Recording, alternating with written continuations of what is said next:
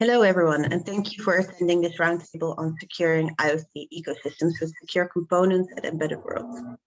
The topic of today's session focuses on the need to demonstrate component security capabilities in a marketplace and how this can help streamline security for IoT devices and ecosystems.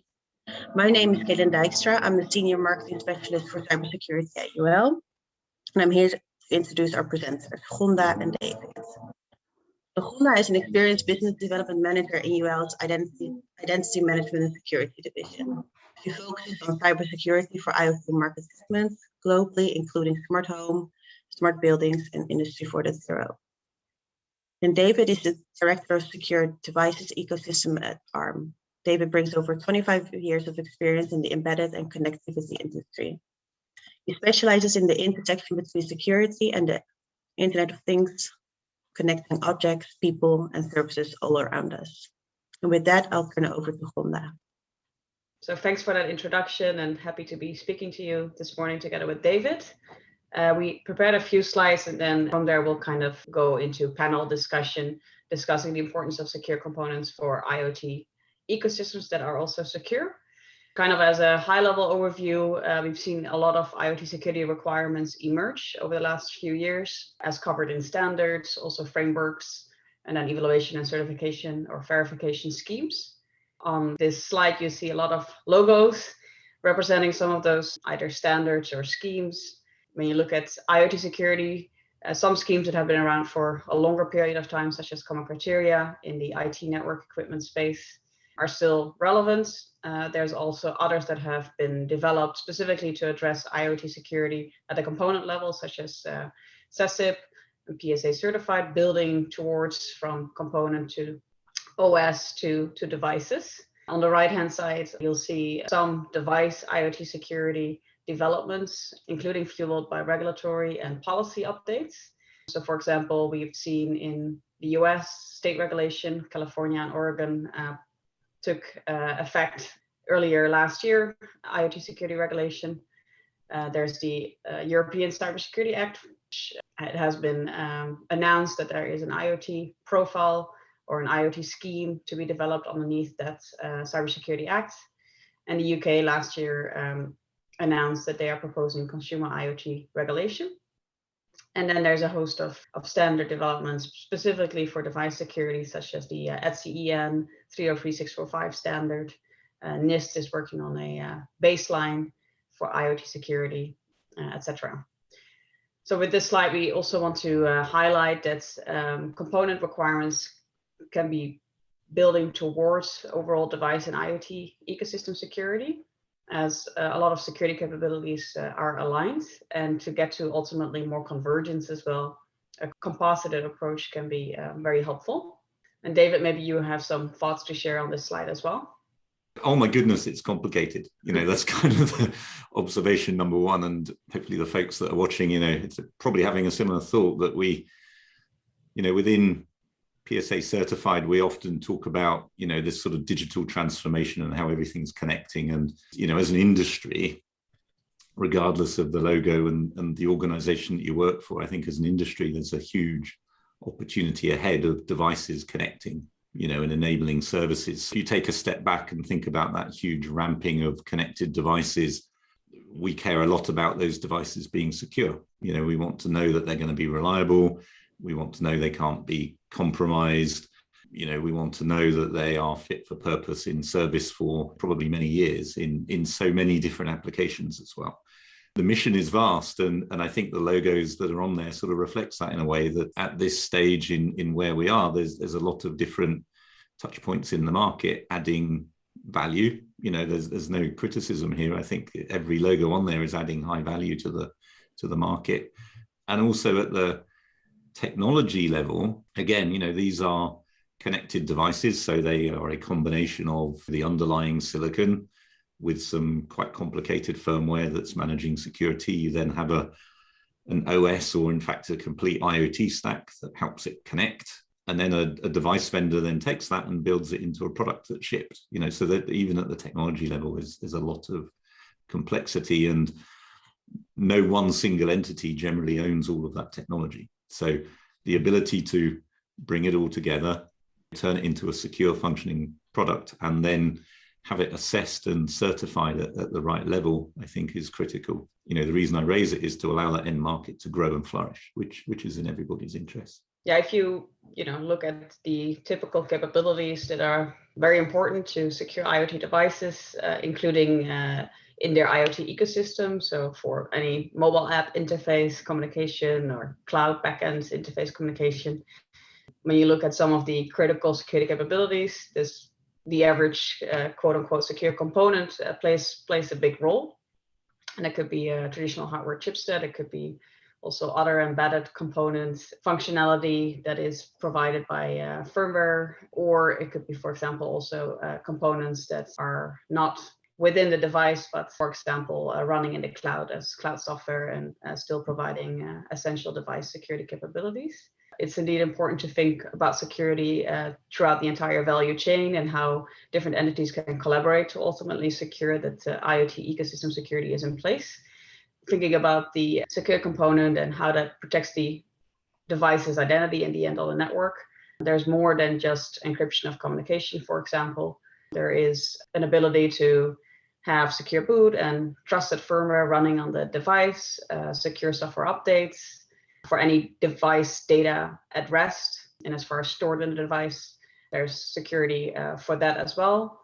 And with regard to privacy sensitive data, PII data, and as far as the device is processing these data or communicating those data, so for both the data at rest and data in transit, there's critical capabilities provided, such as enabling privacy data obfuscation, for example. So you see that for an average device and for an average ecosystem, a lot of value can be attained from leveraging these security capabilities that on balance can be provided by an average secure IoT component or security component, I should say.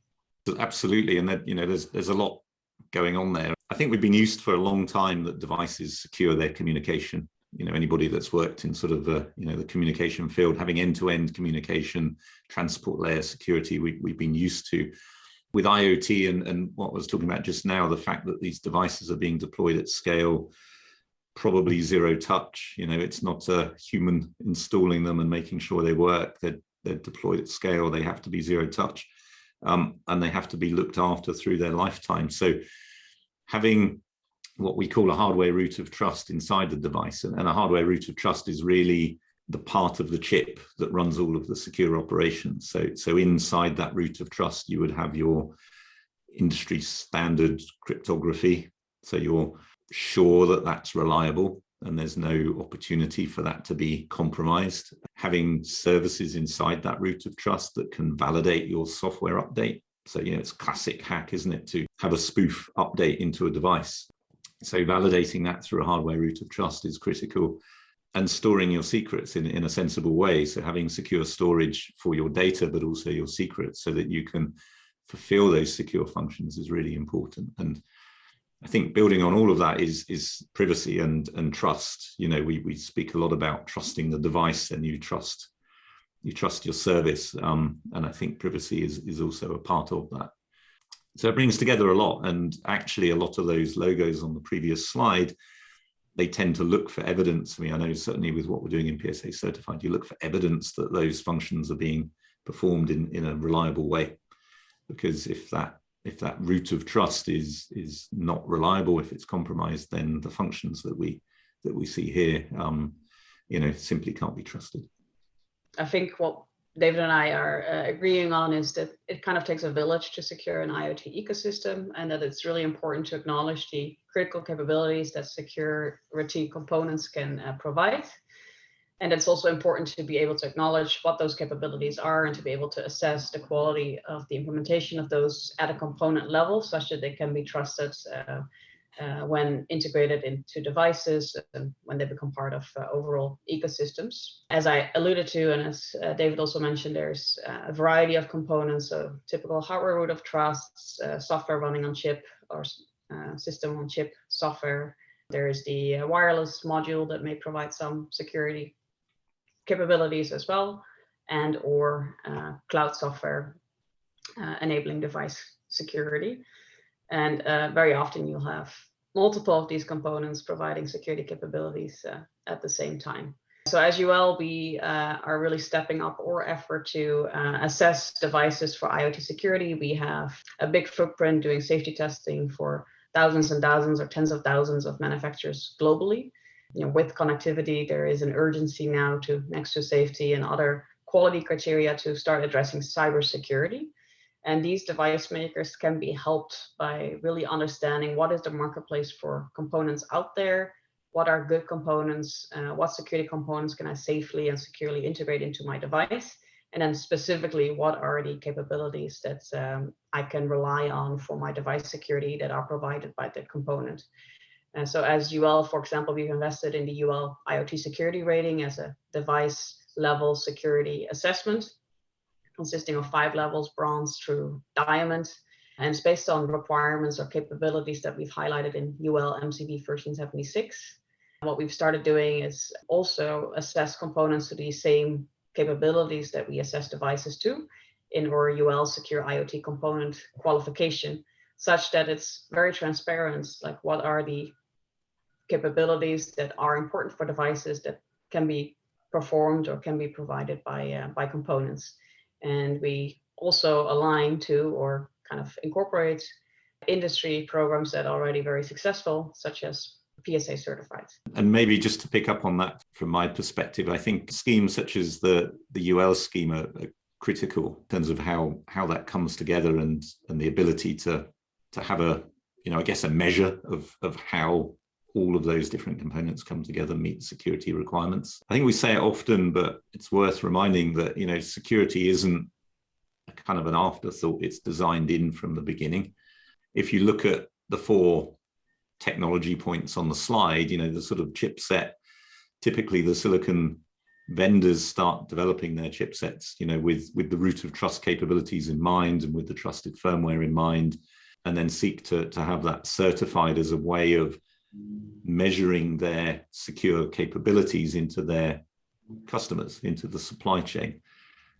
And this is something that we see growing, is that, when you're designing a product, you would actually consider your vulnerabilities and your threats. You would then think about what type of silicon would be most appropriate to design into that product in order to meet those security requirements over its lifetime. And so schemes like PSA Certified give vendors an opportunity to do that really early on in the design process. So, from zero, do I need secure silicon? And if so, at what level of security do I need? Am I designing for scalable software attacks? Am I designing for, sort of hardware side channel type attacks? It depends on the end use case.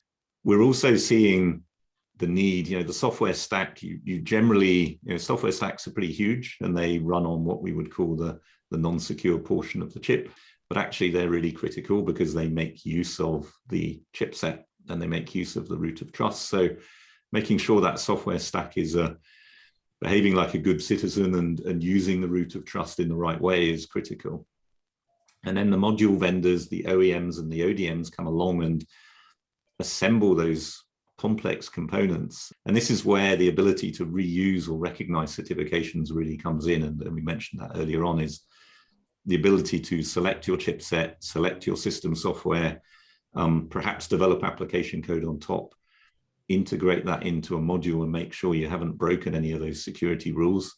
And then, that module is then deployed at scale, often into cloud services. So it becomes an extension of the cloud. You have a lot of devices connected, a lot of dependency on trusting those devices. And so the ability to scale how those devices are created and also certified is really critical. And I think that's where PSA Certified at that sort of component level is critical. And then seeing the work that UL is doing in order to bring that together and certify, like I said, in a way that, I guess purchasers and supply chain can understand, that it's a deeply complex problem that we're solving here. And so giving them a way to certify that in a way that is understandable is really critical. Turning it over to Caitlin for some questions from the audience. Thanks, David and Gonda. I think this lays a really nice foundation for our discussion. Just this one for you, Gonda. What do you consider important demand drivers for IoT security? With connectivity and kind of the scale of IoT devices now measuring in the billions of devices and the growth projections going forward, there's a realization that the internet needs to be secured as a system overall, and that incorporates or that includes also IoT devices. So with the connectivity on the rise, there is more of an understanding that security is important, and that's amplified by the attack scenarios that we've seen played out, especially with larger scale attacks such as the distributed denial of service attacks, compromising a lot of IoT devices at once, including causing a lot of collateral damage by scooping up devices that were not the end target, but are then leveraged in a large scale attack, attacking something else on the internet. So I think it's the connectivity on the rise, the proven risk with the headlines that we've seen in terms of number of IoT related hacks on the rise, and then regulatory and policy makers kind of becoming much more active as well, and also pointing out the risk that needs to be addressed, such as what I highlighted on the first slide I presented, the US state regulation in California and Oregon stating that any connected device shall have reasonable security features. The European Cybersecurity Act intending on establishing European schemes, certification schemes, including for IoT, or what I mentioned, the UK's intent to regulate consumer IoT security, at least for some critical security capabilities, such as an ability to do software updates to begin with, good credential management, such as not having any default passwords for devices to connect to networks, and also emphasizing the importance of vulnerability disclosure. So I think it's a combination of the growing ecosystem of devices, the increasing or rising threat, and the regulatory demand drivers kind of stepping up to create a marketplace for secure devices that all serves as a demand driver for IoT security. And so within that light, David, what is, in your view, are like some of the more important drivers for product security certification? That's a great question. And actually, PSA Certified recently did a survey of over 600 sort of stakeholders in IoT space around this. So the PSA Certified Security Report actually looked into this question. And it's really interesting to think about the drivers for, okay, why bother? It's kind of sounds strange, but it's a lot of expense and trouble to certify anything. It's time in the lab, it's dollars spent, it's resource spent. There has to be a reason to do it. And two parts. One is you do it because you have to, which is regulation. And we do see regulation growing. But I think on the flip side, you do it because in the early phase, it's an area of differentiation. So you're able to market your products as having a best-in-class security with a measurable and independent way of showing that through a lab such as UL. But also we like to think about it as a technical insurance policy as well. It's a way of having confidence in your deployment. And so there's actually a strong business need to certify security. And that is that if you are deploying devices at scale in order to enable services, you don't want to be building on sand. And if those devices are compromised, we've seen through traditional IT, ransomware attacks and so on and so forth, that, if there's an attractive business reason to compromise a service, then it will happen. And so having security certification built into IoT, actually, I firmly believe is a hygiene factor to allow the market to grow and to allow services to scale. Kind of a long-winded way of answering it, but I think, you do it because you have to, or you do it because you recognize it will make your business better by doing it in the end. Yeah, I would just briefly add on to that still that we recognize the importance of industry-led standards and frameworks, requirements, and security initiatives, and that should really inform regulatory effort as opposed to the other way around.